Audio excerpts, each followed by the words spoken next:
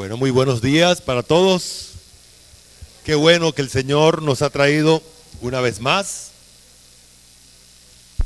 Sí, ok. Aquí nos tiene el Señor y es Él quien también esta mañana va a cumplir su palabra de instruirnos, de enseñarnos. Entendemos pues que la enseñanza bíblica, o sea, el conocer a Dios, es una experiencia personal. Dios no transfiere este privilegio a cualquier otra cosa. La enseñanza o el conocer a Dios es personal. Dios tiene que estar en la persona y es el Espíritu Santo el que le hace conocer, lo capacita para que perciba su palabra. Hoy estamos ahí en Romanos capítulo 8, el pasaje que hemos venido estudiando, y vamos a hablar de la capacitación divina para poder orar como conviene. La capacitación divina para poder orar como conviene. En estos versículos que vamos a ver aquí, va a estar centrada entonces nuestra enseñanza. El versículo 15, el versículo 26 y versículo 27. ¿Está bien? Vamos a leer de manera participativa. El versículo 15 lo leemos todos, el versículo 26 lo leen las mujeres y el versículo 27 lo leen los varones. ¿Está bien?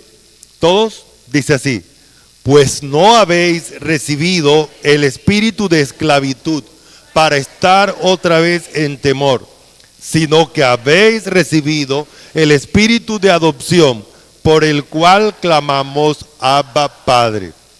Mujeres.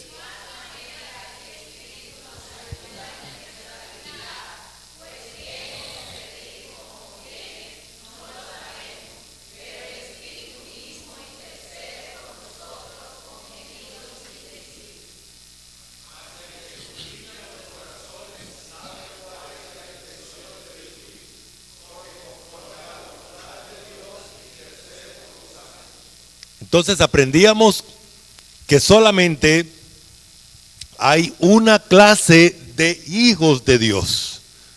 Y ese ser hijo de Dios es un privilegio que Dios le da a las personas que Él ha elegido, que Él engendra y que Él posiciona delante de Él como sus hijos. Hasta ahí hemos aprendido, ¿cierto?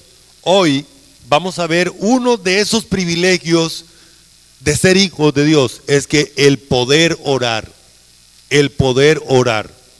Ojo con esto. Todo el mundo reza. Todo el mundo reza. Pero solo los hijos de Dios pueden orar. Pero usted dirá, no, pero ¿quién no habla con Dios? Porque eso es lo que significa la palabra oración. Significará para el diccionario secular y aún para el diccionario religioso que nosotros tenemos, pero para Dios no.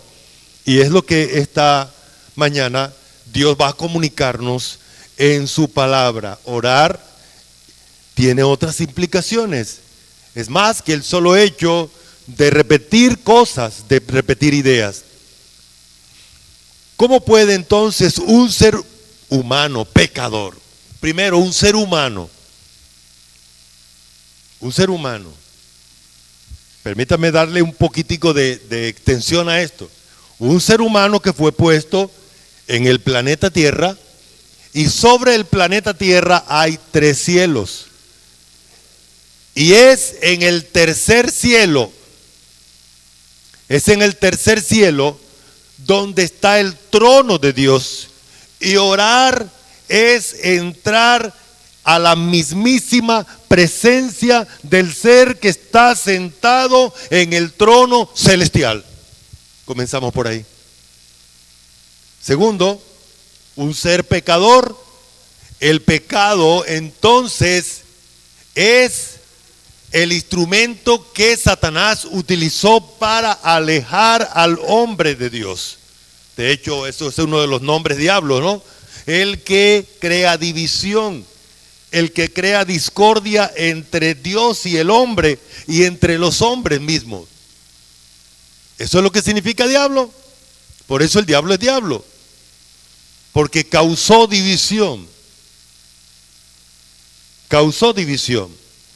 Entonces el pecado obstruye la comunión del hombre con Dios. Por eso todos los hombres, ¿recuerdan lo que dijo Dios allí en Juan capítulo 9? Dios no oye a los pecadores. Dios no oye a los pecadores, pero todos los pecadores rezan y creen que Dios los oye. ¿Se dan cuenta? Y creen que Dios los oye. Entonces, ¿cómo puede un humano pecador frágil e ignorante entrar ante la mismísima presencia de la majestad divina para presentar sus súplicas, para presentar sus peticiones y agradecimientos a Dios? ¿Qué eso es orar? Ahora vamos a oír la Biblia, vamos a oír a Dios que dice qué es orar con los versículos. Muchas personas creen que orar es un simple hablar con Dios. Vuelvo otra vez. Cuando usted mira muchas veces diccionarios y esos diccionarios le dicen a usted, ¿qué es orar? Sencillo, orar es hablar con Dios. ¿De dónde se toma esto? Porque el término orar o oración es oratio, orare, que es dar un discurso en público. Recuerde, la oratoria, ¿qué es la oratoria? El arte de dar un discurso. Por eso oración es el arte de dar un discurso. Pero la Biblia no dice eso, no es dar un discurso. Pero el Señor Jesús en Mateo capítulo 6 dice que eso es lo que piensan los hombres. Dice que piensan que por sus palabrerías serán oídos, porque pueden dar un discurso. ¿Y qué hacían los judíos? ¿Qué hacían los famosos religiosos judíos? Se vestían y se paraban en las esquinas de las plazas y ellos pensaban que por su cantidad de palabras, y todavía allí en Jerusalén o lo que queda del templo de Jerusalén hay un muro que le llaman el muro de los lamentos, y allá usted ve a esos seres que comienzan a que casi se dan contra el muro, y otros vienen y se tiran de cabeza en el piso y creen que por sus palabrerías serán oídos. Esa idea está metida en la cabeza de muchos creyentes, pero la Biblia nos habla que orar es más que eso. Orar es más que eso.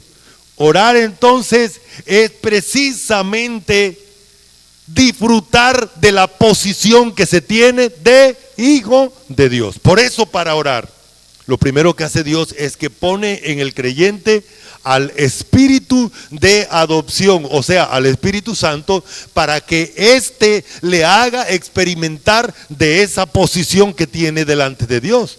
Si Dios es el Padre, el Hijo tiene que estar en relación con el Padre. Y eso es lo que hace el Espíritu Santo entonces. ¿Está bien? La función de el espíritu de adopción, o sea, el Espíritu Santo, es hacernos experimentar eso. Y mire esa última parte: solo los hijos de Dios pueden entrar en el trono de la gracia con humildad y adoración a Él. Solo los hijos de Dios. ¿Estamos? Solo los hijos de Dios pueden entrar ante la majestad divina. Entonces, primero vamos a pensar un poquito en lo que es la palabra. El versículo que acabamos de leer ahí en Romanos dice que pues que nosotros no sabemos pedir. Esa es una de las palabras, se traduce así. En el Nuevo Testamento hay varias palabras para hablar de oración. Una de ellas es pedir, o se traduce pedir, orar. ¿Qué es eso? ¿Qué es orar? Bueno, según primer libro de Reyes, que es una de las palabras hebreas para hablarnos de oración, orar es caer al suelo. Ojo con esto. caer al suelo delante de quien tiene autoridad, quien tiene la majestad, quien puede solucionarme las cosas. El que tiene toda la autoridad solamente es Dios, por eso se llama Dios. Y orar es entonces estar delante de Dios, pero con una actitud humilde, humilde. Por eso la idea de caer en el suelo delante de Dios. Pero ojo con eso, no todo el mundo puede hacerlo. Primer libro de Reyes, capítulo 8, versículo 48 dice: si se convirtieren a ti de todo su corazón y de toda su alma en la tierra de sus enemigos, que los hubiere llevado cautivos, y oraren a ti, ¿cómo? Con el rostro hacia. La idea es esa. La idea es esa. El concepto es que orar es poder. Entender quién soy yo y delante de quién estoy. Delante de quién estoy. En el trayecto de mi vida ministerial he visto a algunas personas que creen que pueden tomar a Dios y obligarlo a hacer lo que ellos quieren y obligarlos a que hagan lo que ellos le están pidiendo. Pues permítame decirles que no entienden quién es Dios. No entienden quién es Dios. Porque el término Dios significa el que tiene todo el poder, el que tiene toda la autoridad, el que tiene el dominio, el que manda, el que controla, el que gobierna, el que está sentado sobre el gobierno de todo. Entonces, el que ora a Dios tiene que entender que está delante del ser que tiene toda la autoridad. ¿Y cómo va a llegar delante de Dios? ¿Cómo llega delante de Dios? Obvio, tiene que llegar con una actitud humilde, ¿cierto? Voy a ponerles el ejemplo de lo que el Señor Jesús decía, que un día llegaron al templo a orar. Llegó un fariseo: Señor, gracias porque yo no soy como estos otros pecadores. Gracias porque yo no soy como ellos. Y llegó un publicano. Y el publicano era una persona, siendo judío, que le recogía los impuestos y aún le robaba al pueblo de Israel porque le pedía más de lo que tenía que darle a los romanos. Y por eso los judíos lo odiaban. Y esta persona que los judíos pensaban que era lo más despreciable, llega delante de Dios y le dice: Señor, ten misericordia de mí, porque yo lo único que soy es pecador. Y el Señor Jesús dice: ¿cuál creen de ustedes que se fue justificado para su casa? Aquel que llegó allá a presumir delante de Dios lo que no se puede presumir, o aquel que llegó con una actitud humilde. Dios dice que nunca va a despreciar a alguien que se acerca a Él con un corazón humilde. Entonces, orar es eso. Una persona que ora nunca va a llegar delante de Dios con una actitud prepotente, arrogante. No, todo lo contrario, llega delante de Dios con una actitud humilde, reconociendo la inmensidad, la grandeza de Dios. Allí en Mateo capítulo 6, versículo 6: mas tú cuando ores, entra en tu aposento y cerrada la puerta, ora a tu Padre que está en secreto. Y tu Padre que ve en lo secreto te recompensará en público. Orar es estar delante del Padre en secreto. Eso es orar. Pero aquí hay algo interesante: solo los que son hijos, porque aquí hay una relación, padre e hijo. Padre e hijo. El Señor Jesús dice esto cuando, en los versículos anteriores dice que cuando ore no sea como los hipócritas. La palabra hipócrita es ser un actor de cine, un actor de televisión. una persona que está fingiendo algo que realmente no es. Y permítame decirle que hay muchos hipócritas. Porque orar es básicamente entrar en secreto. No importa que haya más personas aún cuando estamos en la congregación. Pero una persona que ora realmente a Dios lo hace en esa intimidad. Mi papá y yo que soy su hijo. ¿Se da cuenta entonces que orar es más que hablar? Hablar y hablar y hablar. No, un momento. Orar implica papá e hijo. Entra ya en secreto y ahí sí le presenta, porque sí implica hablar. Pero el énfasis no es el hablar, sino la relación existente entre Dios, que es el papá, y el creyente, que es hijo. Entonces, orar es acercarse al trono de la gracia. Este versículo es clave. Acompáñenme leyendo. Dice así: acerquémonos pues confiadamente para hallar. ¿Por qué se puede acercar confiadamente? Porque es hijo. Porque es hijo. Y el ser que está sentado allá en la majestad, en la altura, en la máxima autoridad, nunca va a despreciar a sus hijos. Por eso son sus hijos. Él los va a mantener con él por la eternidad en esa relación íntima. Y esos que son hijos entonces pueden acudir a él presentando sus súplicas. Bueno, apelando al versículo 15 que ya leímos, pero puede también sacar su Biblia para que alguien por favor lo lea otra vez. Romanos 8:15. A propósito de eso, les animo a traer su Biblia física. Yo sé que todos tenemos una Biblia física. Y sí, ahí tenemos la auxiliar, que es la del celular. Pero aproveche eso, porque es bueno. Inclusive se dice que es necesario muchas veces que nos despeguemos un poquito de la tecnología y pasemos por los ojos, por el libro, el texto. ¿Qué dice Romanos 8:15?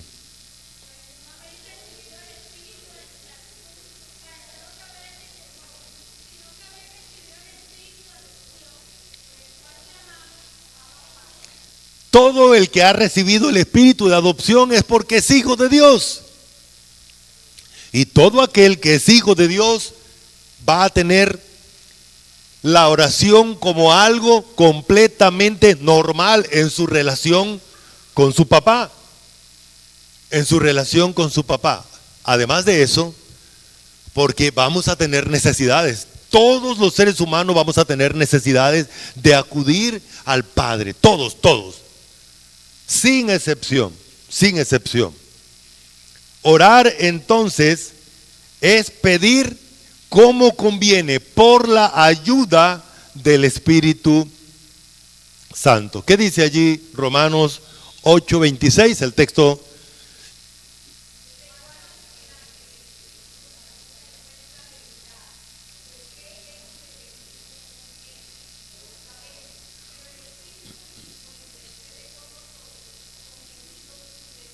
Bueno, comenzamos a ver las dificultades para orar como humanos, pero también la solución divina para que eso ocurra.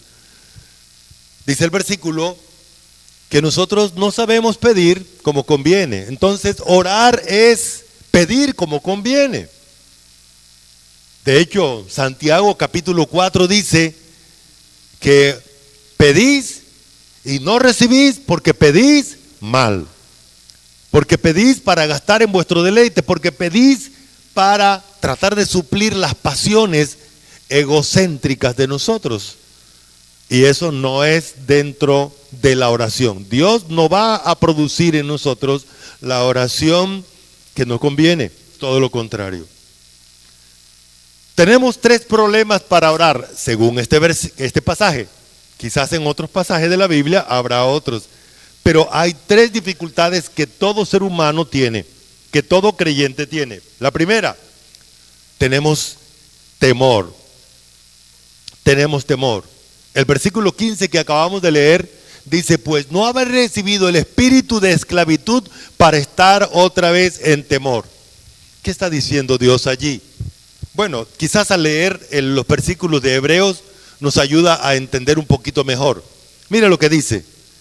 Así que, por cuanto los hijos participaron de carne y sangre, Él, o sea Jesucristo, también participó de sangre y de carne, o de carne y sangre, para destruir por medio de la muerte al que tenía el imperio de la muerte. ¿Quién es ese señor? El diablo. Y librar a todos los que, por el temor de la muerte, estaban durante toda la vida sujetos a servidumbre. ¿Qué está diciendo Dios allí? El diablo estableció un reino basado en algunas estrategias. El diablo hizo que el hombre pecara para luego apoderarse del hombre a través del pecado y a través del temor. ¿Por qué? Porque una de las consecuencias del pecado es el temor. Si usted va a Génesis capítulo 3, ¿qué fue lo primero que pasó después que Adán pecó? Cuando Dios llega al huerto para compartir con Adán como todo el tiempo lo hacía, ¿qué pasó con Adán? Huyó, tuvo miedo. Entonces, todo ser humano a partir del pecado de Adán tiene miedo. Una de las evidencias de que tenemos miedo es que atacamos a las otras personas. Llega alguien y se acerca a nosotros y los agredimos. Cuando alguien agrede es porque tiene miedo. Y hay una serie de cosas. El temor no es una pequeña cosa, es algo muy grande que tiene muchos tentáculos. Todos los seres humanos tenemos miedo.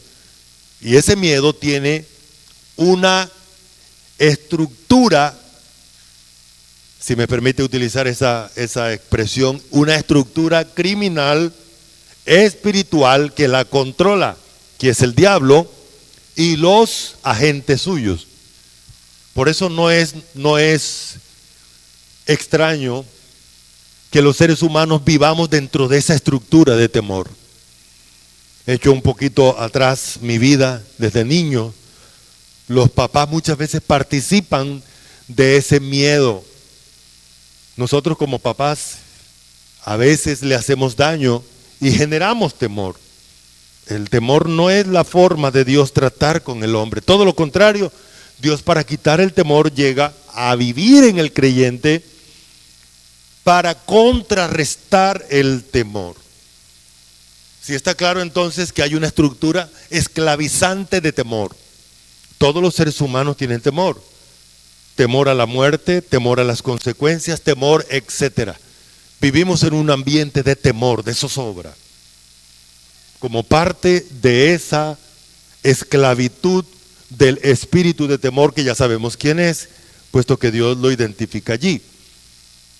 Entonces, el Espíritu Santo llega para contrarrestar esa influencia de temor. Por eso dice el versículo que hemos recibido no el espíritu de esclavitud que está en el mundo desde que Adán pecó, influyendo a través del temor, sino el espíritu de adopción. El espíritu de adopción es el Espíritu Santo. ¿Y qué hace el Espíritu Santo? Hombre, contrarrestar el temor que tenemos nosotros. Hay muchas formas de contrarrestarlo. Muchas formas. Una de ellas es orando. Orando. La oración es el medio para contrarrestar el temor. Para contrarrestar el temor. Y entonces el Espíritu Santo nos lleva a Dios y nos abraza y nos hace experimentar que somos sus hijos y por lo tanto podemos entrar al trono de la gracia para hallar gracia, alcanzar misericordia y el oportuno socorro para poder expresarnos delante de Dios. Entonces, esa es la acción de Él para quitarnos el temor. Además de eso, el creyente no solamente tiene problemas con el temor, también tiene debilidad. Dice el versículo 26. Y de igual manera el Espíritu nos ayuda en nuestra debilidad. ¿Qué significa esa palabra debilidad? Hombre, significa que nosotros somos frágiles. Que como seres humanos no podemos entrar a la presencia de Dios y no podemos interactuar con Dios, aún siendo sus hijos. Lo hacen los ángeles. Los ángeles están en la presencia de Dios. Es más, los ángeles pegan un brinquito de aquí al tercer cielo, del tercer cielo aquí, sin ningún problema. Esa debilidad será quitada después del rapto, cuando Dios nos quite este cuerpo y nos revista de un cuerpo poderoso, similar al cuerpo de Cristo, similar al cuerpo de los ángeles, para poder estar en esa relación de adoración. Pero mientras tanto, este cuerpo y esta condición humana es frágil, es incompetente, es incapaz de poder producir ella misma esa interrelación con Dios. ¿Sí está claro? Eso dice el versículo, eso dice Dios. Dice que no podemos, no hay capacidad. La oración a Dios no es una capacidad humana, puesto que los seres humanos están revestidos de fragilidad, de debilidad. ¿Sí es claro el texto? Claro que sí, ¿verdad?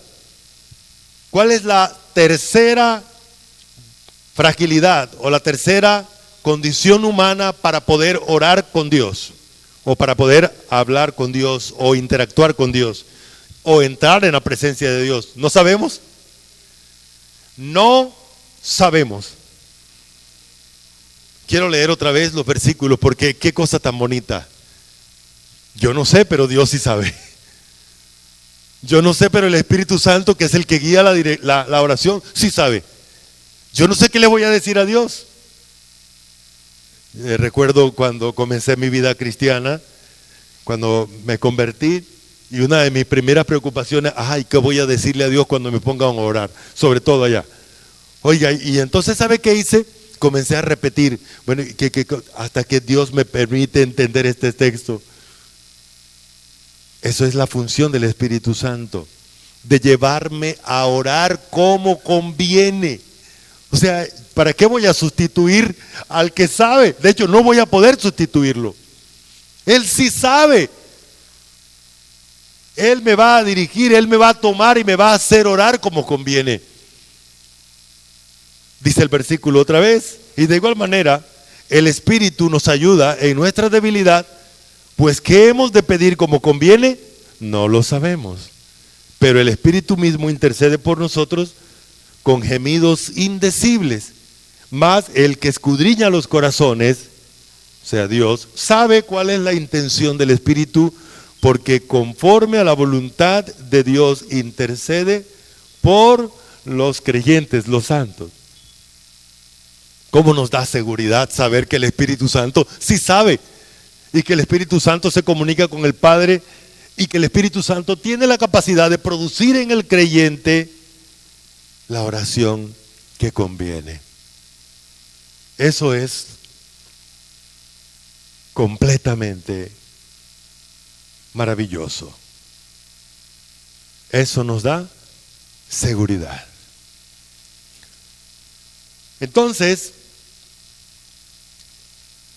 vamos a ver las acciones que Dios ejecuta para llevarnos a orar. ¿Sí recuerdan? Hay tres cosas que tenemos dificultad. ¿Cuál es la primera? Temor. Tenemos temor. Tenemos temor. Y el versículo 15, ¿sí lo recuerdan? Dice, pues no habéis recibido el espíritu de adopción para estar otra vez en temor, sino que habéis recibido el espíritu de adopción. Otra vez, pues no habéis recibido el espíritu de esclavitud para estar otra vez en temor, sino que habéis recibido el espíritu de adopción. ¿Quién es el espíritu de esclavitud? El diablo. ¿Quién es el espíritu de adopción? El Espíritu Santo. Por el cual clamamos, Abba Padre. El término clamar indica que cuando estamos en aprietos, cuando estamos en apuro, cuando tenemos miedo, el Espíritu Santo entonces opera su poder de hacernos, epa, un momento, recuerda que tú eres hijo de Dios. Recuerda que tú eres hijo de Dios. ¿A qué le tienes miedo? Y si tú eres hijo de Dios, ahí está alguien, como dice allá Primera de Pedro, el león rugiente, pero no importa. Mayor es el que está en nosotros que el que está en el mundo. Mayor es Dios que cualquier cosa. Mayor es Dios que cualquier circunstancia. Y es en ese momento que el Espíritu Santo entonces va a llevarnos a disfrutar de la posición de hijos de Dios que tenemos. Somos hijos de Dios. Te lee la Biblia, cuando Israel se encuentra ahí metido en un ángulo donde viene el ejército de los egipcios, dispuestos a acabarlos. Ellos no tenían armas, ellos eran un pueblo que no tenían armas, estaban esclavizados, y sí eran muchos, pero estaban desarmados. Los otros tenían un ejército, el ejército más grande del mundo, la potencia en esa época, Egipto. Y al frente tenían el mar. ¿Y qué le dice Dios a través de Moisés? Estad quietos y esperad la salvación que se os traerá, que Jehová os traerá. Y Dios abrió el mar y los pasó en seco. Y ese mismo mar abrió su boca y se tragó al ejército poderoso, al ejército más poderoso de ese momento, los egipcios. Entonces, es el momento, en las circunstancias que sea que estemos pasando, donde Dios va a llevarnos a experimentar que somos sus hijos. Usted va a tener miedo. Y allí en ese miedo, usted va a tener que tomar una decisión. O le hace caso a su mente humana, que muchas veces fabrica peligros inexistentes, o le hace caso al Espíritu de Dios, el Espíritu de adopción, que le va a guiar y le va a decir, usted es hijo de Dios. Como dice el versículo que sigue, dice que Él a través del Espíritu humano nos testifica de que somos hijos de Dios. Y recuerde que son los únicos que pueden entrar a la presencia de Dios, como dice Hebreos 10, para hallar gracia. ¿Saben, hermanos? La oración nos hace disfrutar de los brazos de nuestro Padre.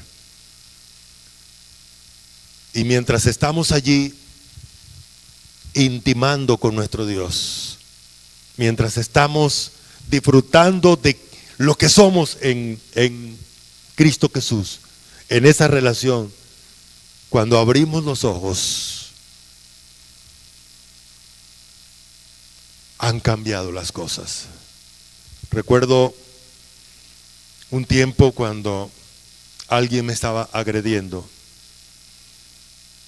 y esa persona me golpeaba, me daba puños en la barriga. Gracias a Dios, porque en esos momentos cerré mis ojos y me puse a orar. Y en medio de la oración yo pensaba, si le doy una trompada, le reviento la cara, voy a hacer, bueno, comenzaron a pasar una cantidad de cosas en mi mente y yo le pedí a Dios, yo no quiero. Y lo interesante es que cuando abrí mis ojos, ya la persona que estaba golpeando mi abdomen no estaba.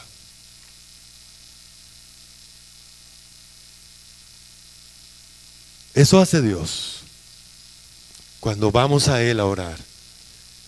Las dificultades que muchas veces vemos tan enormes, los gigantes que vemos tan grandes, caen, desaparecen. Dios lo hace a través de el espíritu de adopción. La segunda cosa que hace Dios para que nosotros oremos, dice el versículo, y de igual manera el espíritu nos ayuda. Voy a hacer un comentario aquí. A veces miramos la palabra ayuda y si usted busca en un diccionario la ayuda, dice, bueno, sí, venga, yo como que le ayudo a llevar algo, pero es que la palabra ayuda aquí es más que ayuda. Ayuda es que el Espíritu viene a estar con nosotros, El Espíritu llega para quedarse con el creyente, el Espíritu Santo. El Espíritu Santo entonces ocupa al creyente para que éste no esté solo. El término ayuda aquí entonces es eso, que el Espíritu Santo llega para estar con el creyente. La otra cosa, ayuda, es que el Espíritu Santo va a sustituir lo que el creyente no puede hacer para orar. Recuerden que hay 3 problemas que el creyente tiene. ¿Cuáles son los 3 problemas? Temor, debilidad y también ignorancia. El creyente no sabe orar, pero el Espíritu Santo sí. El creyente no puede orar, pero el Espíritu Santo suple esa debilidad del creyente por su capacidad.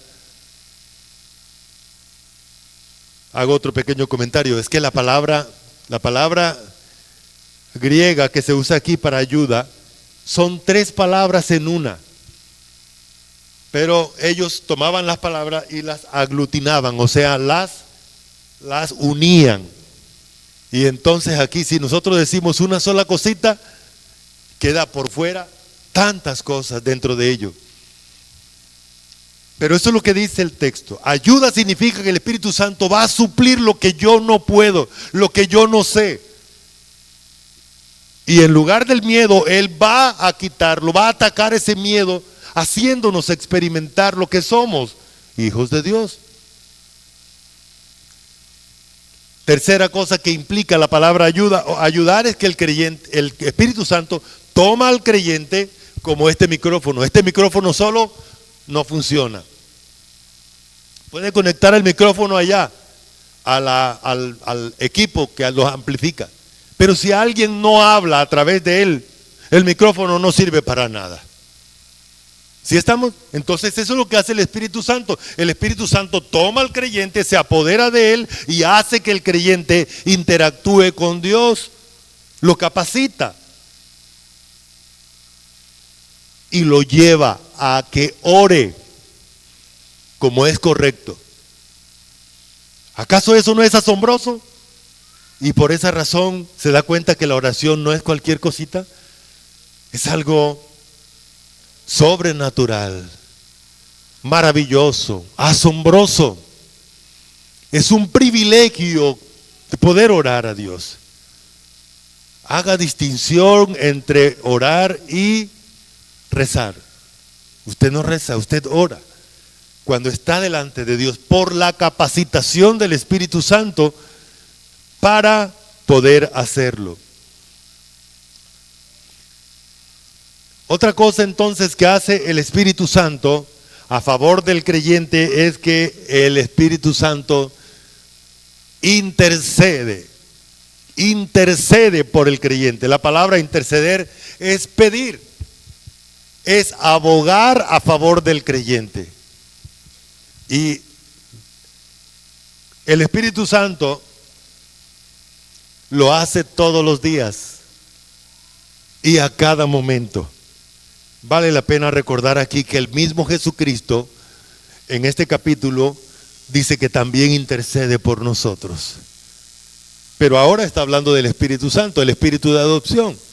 El Espíritu Santo ora a favor, además de que hace que el creyente ore, Él también ora a favor del creyente, pidiendo por el creyente y pidiendo lo que es la voluntad de Dios.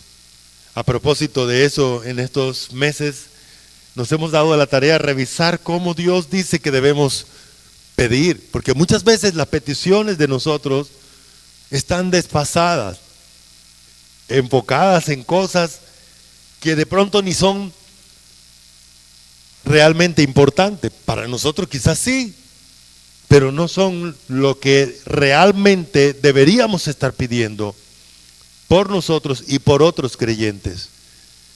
Entonces, hermanos, es un privilegio grande. Vamos a recordar un poquito nuestra temática en esta mañana. Es la capacitación divina para poder orar. Comenzábamos diciendo que el ser humano, por su condición de ser humano, de pecador, no puede presentar. ¿Cómo se va a presentar delante de Dios? ¿Con qué cara?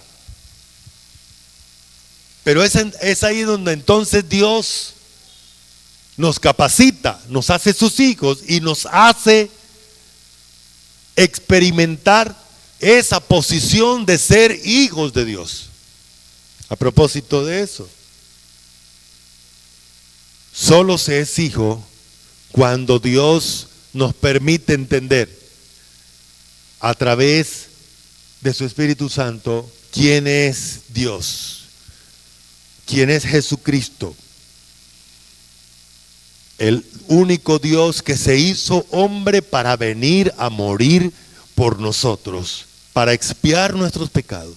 Cada persona que reconoce ese sacrificio que Jesús ha hecho por él, Dios lo hace su hijo. Dios lo toma y lo trae a él, y Dios le da el derecho, el privilegio legal de disfrutar de la relación de hijos.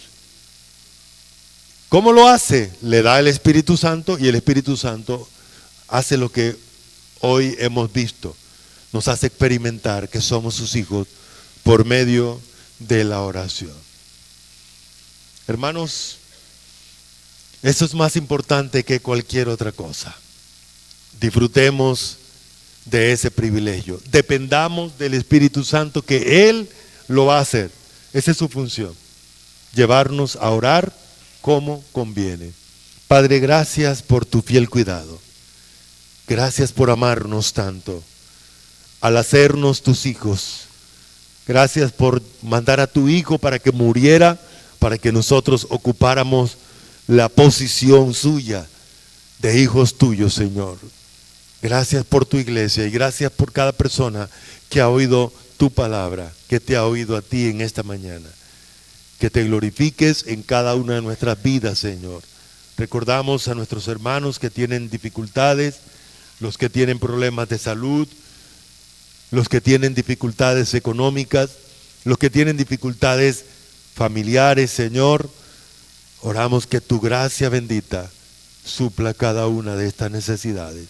En el nombre de Jesucristo. Amén.